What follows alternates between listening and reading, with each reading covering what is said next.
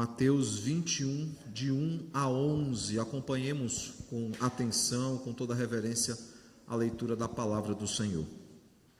Quando se aproximaram de Jerusalém e chegaram a Betfagé, ao Monte das Oliveiras, enviou Jesus 2 discípulos, dizendo-lhes: Ide à aldeia que aí está diante de vós, e logo achareis presa uma jumenta e com ela um jumentinho.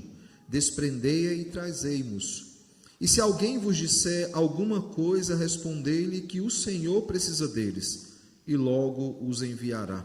Ora, isto aconteceu para se cumprir o que foi dito por intermédio do profeta: Dizei à filha de Sião: eis aí te vem o teu rei, humilde, montado em jumento, num jumentinho, cria de animal de carga.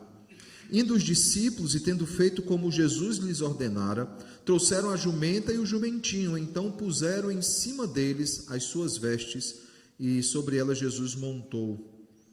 E a maior parte da multidão estendeu as suas vestes pelo caminho, e outros cortavam ramos de árvores, espalhando-os pela estrada. E as multidões, tanto as que precediam como as que o seguiam, clamavam: Hosana, Hosana ao filho de Davi. Bendito o que vem em nome do Senhor, Hosana nas maiores alturas. E entrando ele em Jerusalém, toda a cidade se alvoroçou e perguntavam: quem é este? E as multidões clamavam: este é o profeta Jesus de Nazaré, da Galileia. Oremos ao Senhor. Santíssimo Deus, maravilhoso Pai, te damos graças, Deus, pelo texto que acabamos de ler, e te pedimos que o Senhor o aplique em nossos corações, que o doce e o Santo Espírito ilumine a nossa mente para que possamos entender a tua palavra, e que Cristo, profeta da igreja, ele possa nos admoestar, nos exortar e nos consolar, Senhor. Que possamos, Senhor, por meio da tua palavra, sermos santificados pelo noivo, para que ele nos apresente, Pai, diante de ti, ó Senhor, no dia glorioso, como noiva que não tem do que se envergonhar. Essa é a nossa oração, Pai, em nome de Jesus. Amém. Poder sentar, irmãos. No domingo passado, irmãos, nós olhamos para a porção anterior, o fechamento do capítulo 20, o verso 29 a 34, e nós meditamos no tema Eu era cego e agora eu vejo, referindo-se aí a 2 cegos na estrada que voltam a enxergar diante da ação miraculosa e graciosa do Senhor. E aprendemos inclusive que nós também éramos cegos, e o Senhor abriu a nossa visão, nos devolveu a visão. E a partir disso, então, nós aprendemos 3 lições importantes. Primeiro, que nós necessitamos de Cristo. Segundo, que nós devemos buscá-lo. E diante daquilo que ele tem feito por nós, nós devemos adorá-lo, e diante daquilo que ele é também. E aí nós tivemos 3 aplicações para levarmos para as nossas casas. A primeira delas é que nós precisamos colocar nossas necessidades diante do Senhor, pois não há outro que se importe com as nossas necessidades, que se condoa, essa é a palavra usada lá, ele se condoeu daqueles 2 cegos, por isso os curou e também por causa da fé deles. Segunda coisa que nós aprendemos é que nós precisamos buscá-lo com fé, pois ele é capaz de fazer infinitamente mais do que tudo o que pedimos ou pensamos, segundo o seu poder que opera em nós. Ele é capaz de dar resposta a todas as nossas orações, a todas as nossas causas, sendo essa, claro, a vontade do Senhor. Terceiro, nós aprendemos também que é necessário que o adoremos eternamente, por causa de tudo que ele é, por tudo o que ele tem feito por nós e em nós, mesmo sem merecermos. Ele se condói, ele tem compaixão, ele é misericordioso com aqueles que antes eram seus inimigos e agora são chamados de irmãos. Deus Pai, ele é misericordioso conosco, quando ainda inimigos, ele agora nos chama de amigos. Percebam que o Senhor, ele age sem merecimento nosso. Nós não merecemos essa ação graciosa do Senhor. Não é por mérito nosso, por obra nossa, é por causa da obra de Cristo. E a pergunta então que ficou para a nossa reflexão foi: entendemos tudo isso? Bem, irmãos, hoje nós meditaremos no tema Bendito o que vem, olhando para um relato que é muito importante. Esse relato é tão importante que ele está nos 4 evangelhos. E eu não sei quantos já tiveram essa preocupação de olhar quais relatos estão nos 4 evangelhos. Só para você ter noção, irmãos, e eu estou falando importante, não que os outros que não estão registrados nos 4 evangelhos não sejam, mas há uma preocupação dos 4 evangelistas de registrarem alguns momentos. Por exemplo, o momento em que Jesus é preso, o momento em que Jesus está diante do Sinédrio, o momento onde, por exemplo, Pedro nega a Jesus. Há momentos, a própria morte de Cristo, ressurreição de Cristo, há momentos onde os 4 evangelistas sabem que aquele é um momento chave no ministério de Jesus. E a entrada triunfal em Jerusalém é um desses momentos. Os 4 evangelistas, não apenas Mateus, mas Marcos, Lucas e João, todos meditam, todos registram esse momento. E nós já olhamos para o relato da entrada triunfal, para quem não lembra, quando nós olhamos para alguns escritos de João, para mostrar como João ele está descrevendo o ministério de Jesus, e nós já olhamos para a entrada triunfal, quando fomos chamados ali à adoração ao Senhor. E nós percebemos, irmãos, que o relato de João ele é um pouco fora da cronologia que os outros evangelistas eles apresentam. Por quê? Porque para João, a ida a Betânia, Jesus ele é ungido, e nós lembrem, a gente disse que ali em Betânia, ele estava sendo preparado para a sua morte.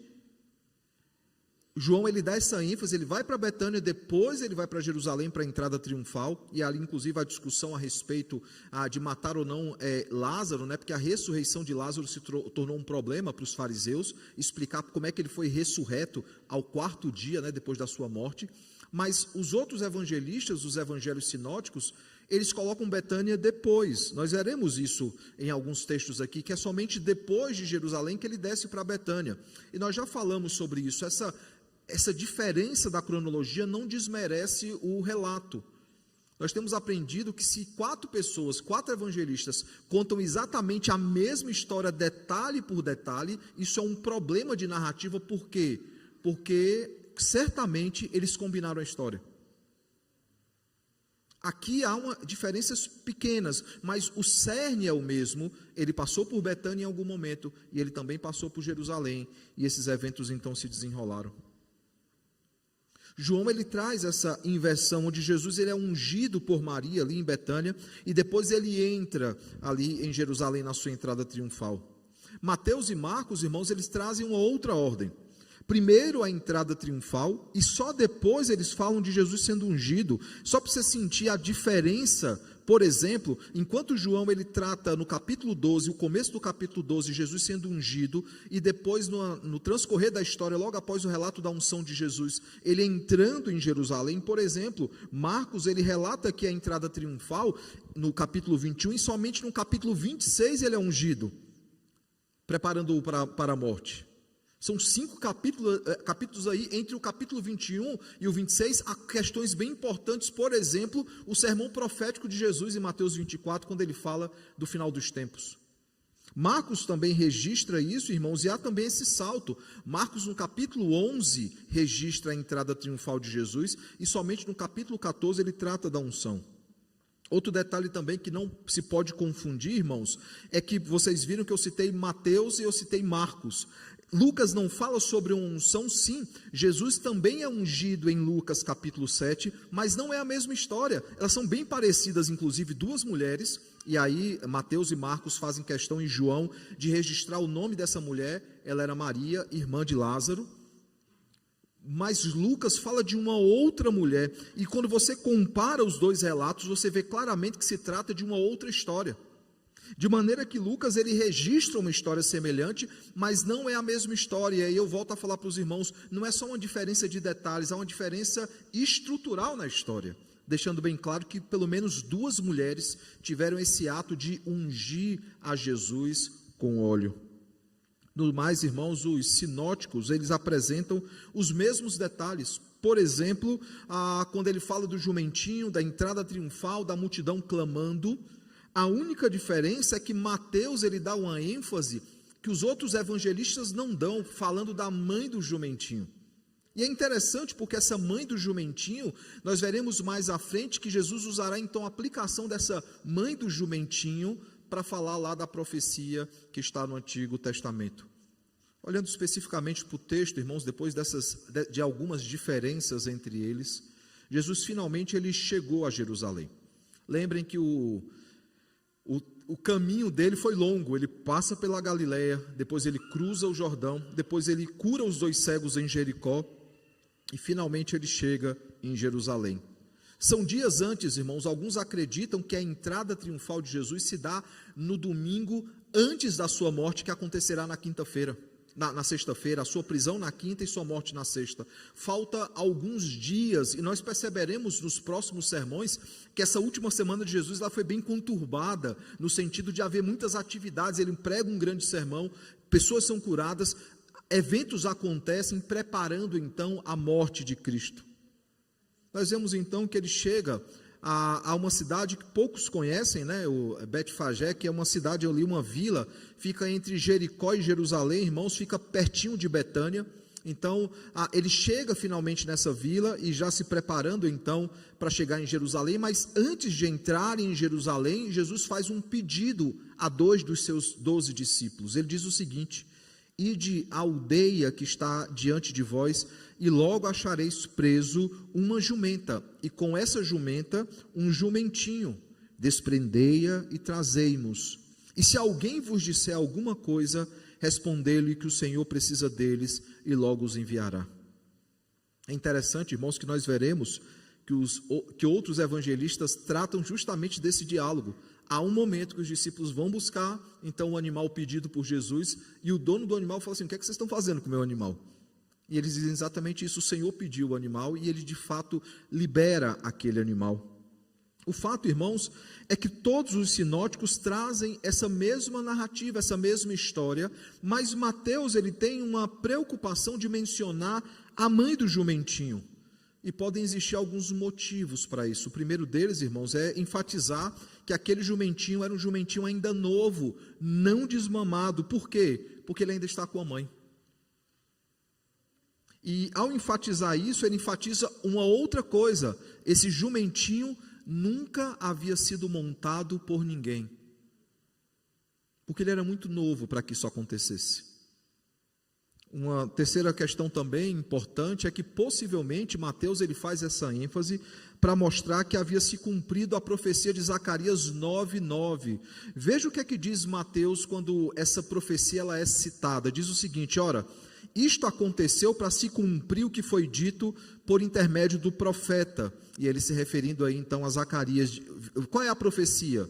Continua Mateus: dizei à filha de Sião, eis aí te vem o teu rei, humilde, montado em um jumento, num jumentinho, cria de animal de carga. Sabe qual é a profecia de Zacarias 9:9? É a seguinte: alegra-te muito, ó filha de Sião, exulta, ó filha de Jerusalém, eis aí te vem o teu rei, justo e salvador, humilde, montado em jumento, num jumentinho, cria de jumenta. Perceba que há essa preocupação de mostrar que as profecias estão se cumprindo.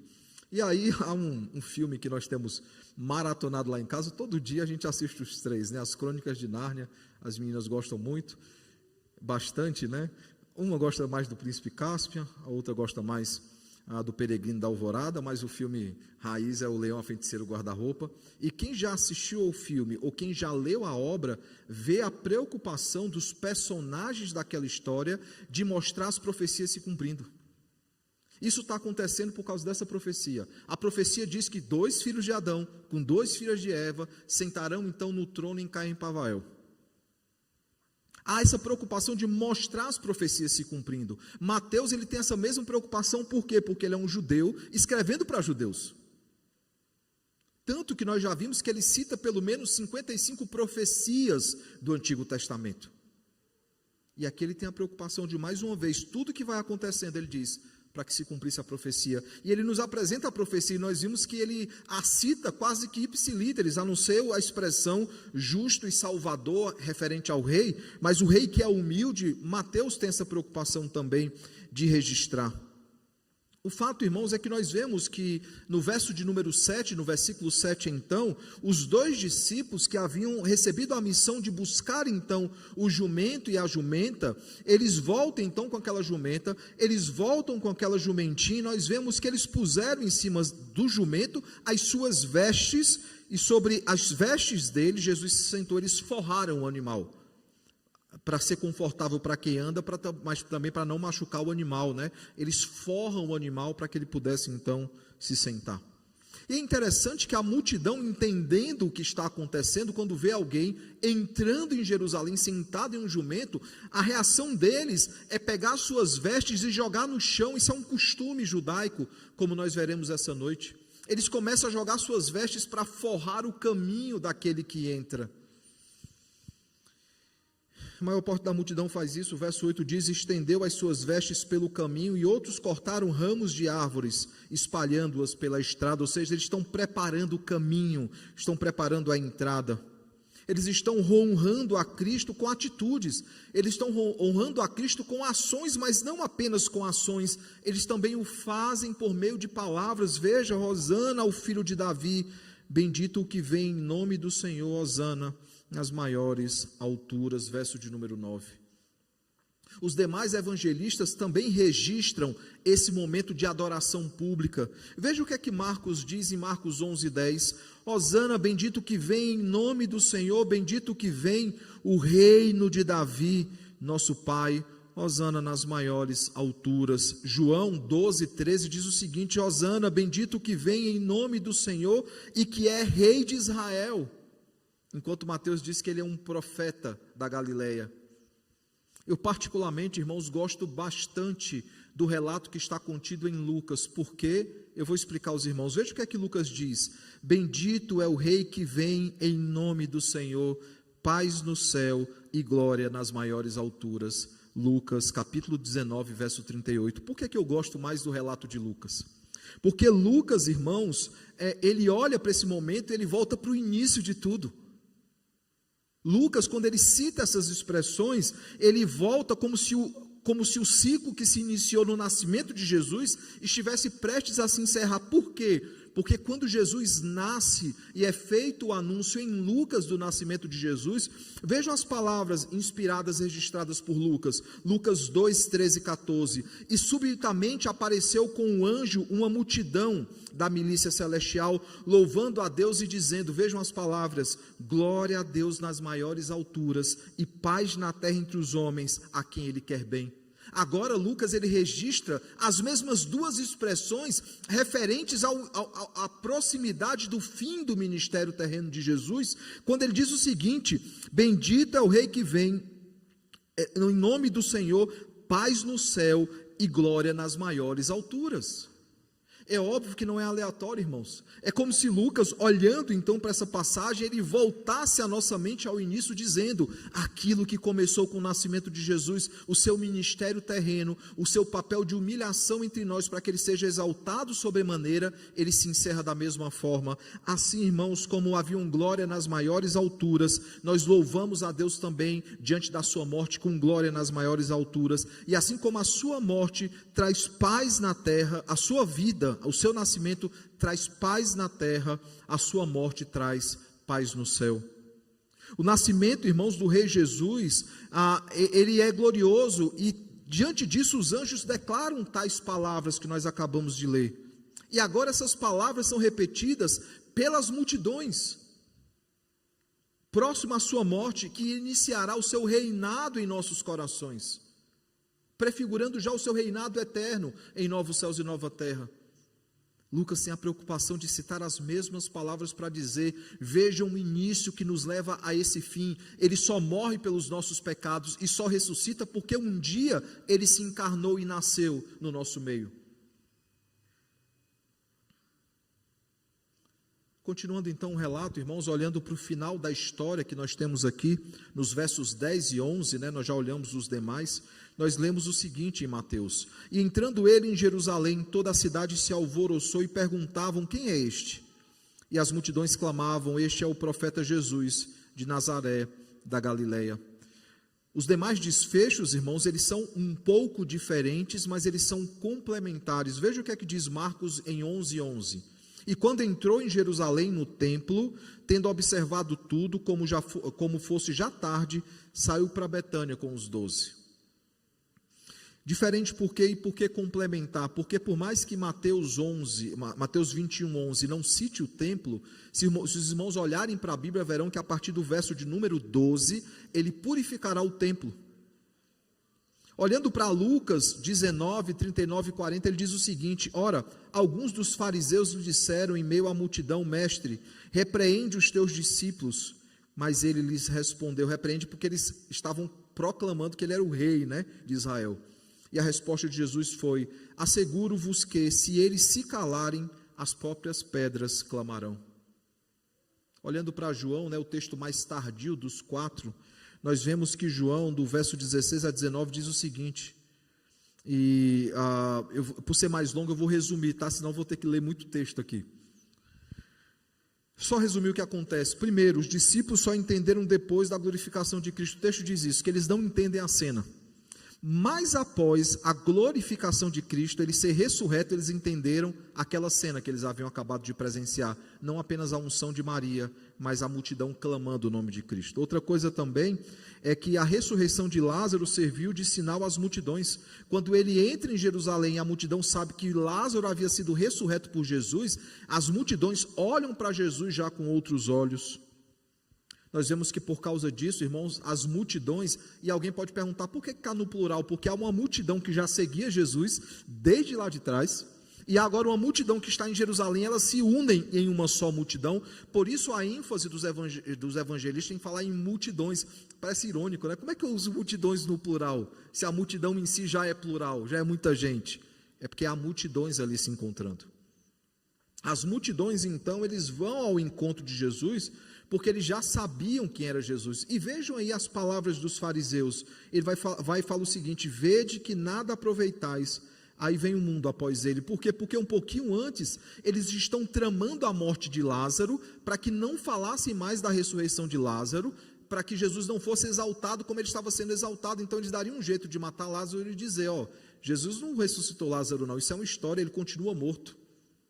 E aí eles percebem, irmãos, que não tem mais o que fazer. Por isso que eles dizem: eis aí vai o mundo após ele, ou seja, já era, não tem o que fazer. E aí eles passam a planejar uma outra morte. Que morte é essa? Do próprio Cristo. Diante então, irmãos, dessa história tão maravilhosa, a entrada triunfal de Jesus, eu gostaria de apresentar algumas lições que estão sendo discutidas por Mateus aqui no Evangelho de Mateus, e a partir dessas lições tirar algumas aplicações importantes para a nossa vida. A primeira lição, irmãos, é que esse texto nos ensina, e propositalmente eu vou começar do ponto que eu terminei no domingo passado. Lembrem que no domingo passado o último ponto era adoração a Cristo. Bem, hoje eu vou começar de onde nós paramos. O primeiro ponto é adoração a Cristo.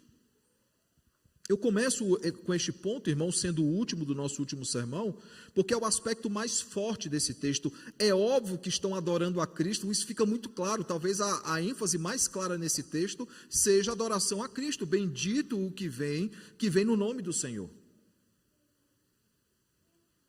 E há vários momentos de adoração nesse texto. Por exemplo, a preparação do jumentinho, lembrando as coroações dos reis que aconteceram no Antigo Testamento. Era já conhecido esse costume, né? O rei, ao ser coroado, ele entrava sentado num jumentinho. Era a forma que ele entrava na cidade, um jumentinho nunca montado por ninguém. O brado, Hosana, ao filho de Davi, é um momento também de adoração. Os mantos debaixo dele pelo caminho, fazendo menção à coroação dos reis, especificamente a coroação de Jeú em 2 Reis, capítulo 9, verso 13, há um relato bem claro dizendo isso. As multidões jogavam as suas vestes para que ele não pisasse, para que o animal que estivesse levando o Senhor, o rei, né, não pisasse em qualquer terreno. Aspectos muito fortes de adoração aqui. Tudo isso caracteriza, irmãos, a entrada triunfal de Jesus, indicando que a multidão o reconheceu como rei, como Messias, algo afirmado por Cristo. Imagina, irmãos, aqueles que entendiam sobre as profecias e sobre os sinais, percebendo que aquilo que durante séculos havia sido prometido pelo Senhor, finalmente está se cumprindo. Há muito tempo os judeus não sabiam o que era ter um rei. Há muito tempo eles não tinham um rei sobre Israel e sobre Jerusalém. E agora muitos estão vendo. Basta lembrar, irmãos, aqueles que em Lucas, vendo Jesus nascido, ainda muito novo, entendem que as profecias estão se cumprindo. Quando, por exemplo, Simeão ele fala que já pode morrer em paz porque os seus olhos viram o Senhor. Essa cena também, irmãos, além da coroação de Jeú, lembra muito a coroação, por exemplo, de Salomão, em 1 Reis, capítulo 1, verso 32 a 40. A maioria das pessoas, irmãos, que seguiram Jesus desde Betânia, eles estendem as suas roupas pelo caminho, ou eles cortaram ramos das árvores para forrar o caminho do rei, ou para ficar balançando, dizendo: seja bem-vindo ao rei de Israel. Ele é o rei. Ele é proclamado rei, apesar que nós sabemos e veremos mais à frente que a mesma multidão que dizia ele é o rei de Israel, é a multidão que pedirá a sua crucificação. Mas nesse momento, irmãos, ele é adorado por todos, com poucas exceções, que são os fariseus e alguns que os acompanhavam. Esse texto também aponta não apenas para a adoração a Cristo, mas aponta para o reinado de Cristo. Claro que nós sabemos que esse reinado, ele se consuma e se inicia na sua vitória na cruz, é quando ele de fato venceu a morte, é o rei sobre toda a terra. Mas a multidão, irmãos, ela proclama isso, e lembrando a multidão que se tornou multidões.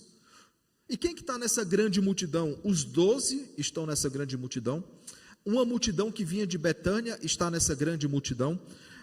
Quem soube da ressurreição de Lázaro está nessa grande multidão, eles acompanham o Senhor.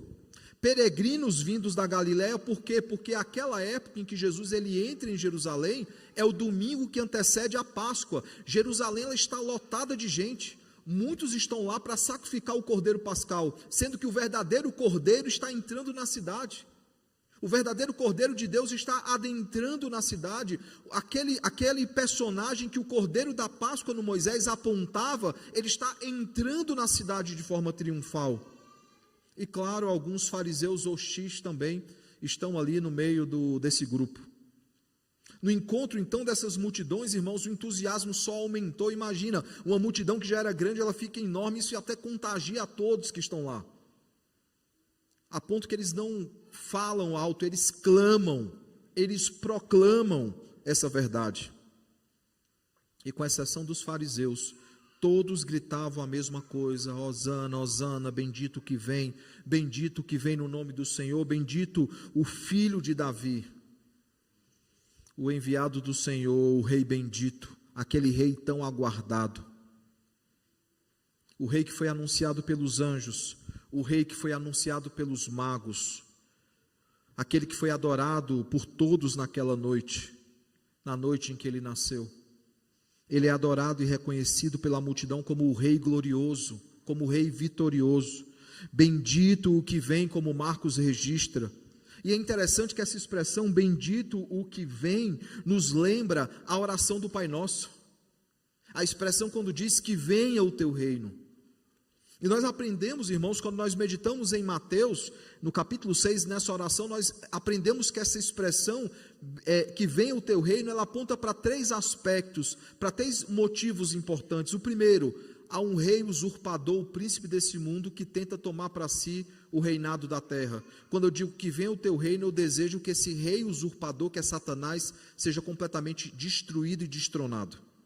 A segunda coisa, quando eu digo que vem o teu reino, é desejando que Cristo assuma o trono deste mundo, que é justamente a expressão aqui, bendito que vem no nome do Senhor. Mas a expressão ela também é escatológica, ela é futura. Quando eu digo que vem o teu reino, eu desejo que Cristo volte em glória para reinar eternamente sobre o seu povo e sobre os seus súditos.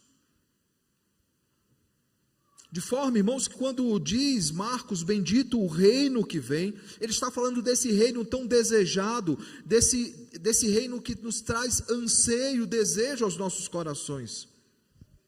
E o texto nos mostra, irmãos, que ele foi aclamado como rei num domingo, e foi coroado como rei no domingo posterior, quando ressuscitou e venceu a morte. Perceba como essa semana se inicia de uma forma, e ela se encerra com um sentimento agridoce, quando chega no sábado, no último dia da semana, há desespero entre os discípulos. Mas no domingo de manhã, ao raiar do dia, é anunciado então que o rei bendito, ele ressuscitou. Ele era de fato quem ele dizia que era, o Filho de Deus, que venceu a morte e ressuscitou ao terceiro dia. É a última semana, a semana preparatória. Aquela multidão não sabia que eles estavam sendo usados pelo Senhor para proclamar o verdadeiro rei e anunciar o reinado de Cristo sobre todos. Cristo ele é adorado nesse texto, Cristo ele é anunciado como rei. Mas esse texto também, irmãos, traz a consequência dessas duas coisas. Se ele merece ser adorado porque ele é Deus e porque ele é rei, se ele merece ser proclamado como rei, há alguns deveres que se esperam de nós como súditos desse reino. E esse é o terceiro ponto dessa noite, o nosso dever como súditos. Como súditos, irmãos, nós temos deveres para com o nosso rei.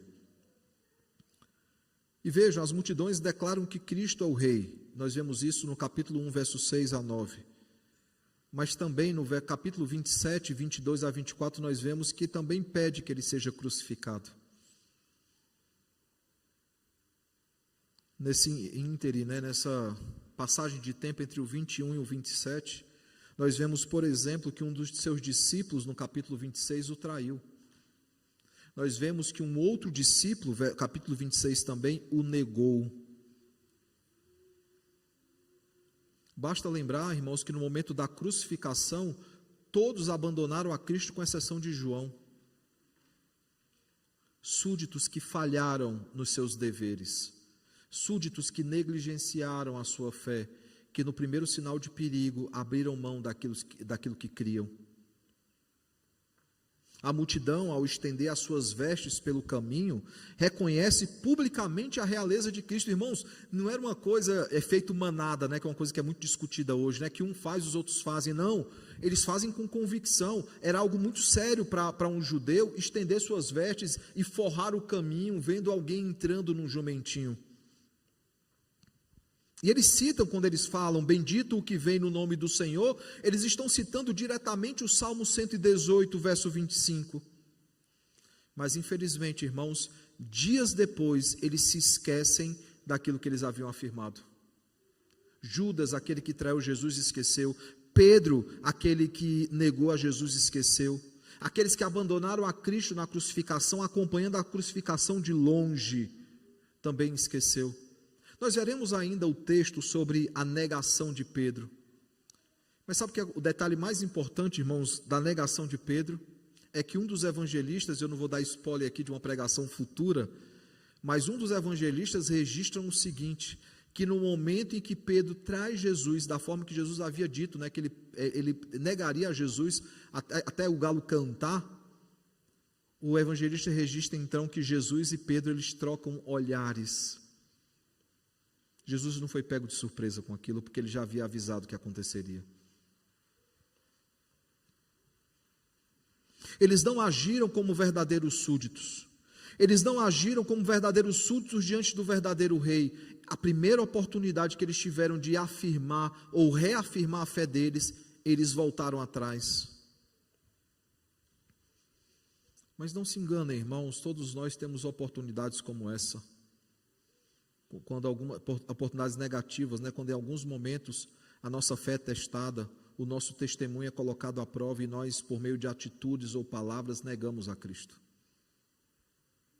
Quando nós não nos comprometemos, quando nós não assumimos a nossa fé, quando nós não firmamos posição diante daqueles que não conhecem ao Senhor, nós agimos como Pedro, nós agimos como Judas, nós agimos como aquela multidão que pede a sua crucificação, ou aqueles discípulos que abandonaram o Senhor no momento da sua morte.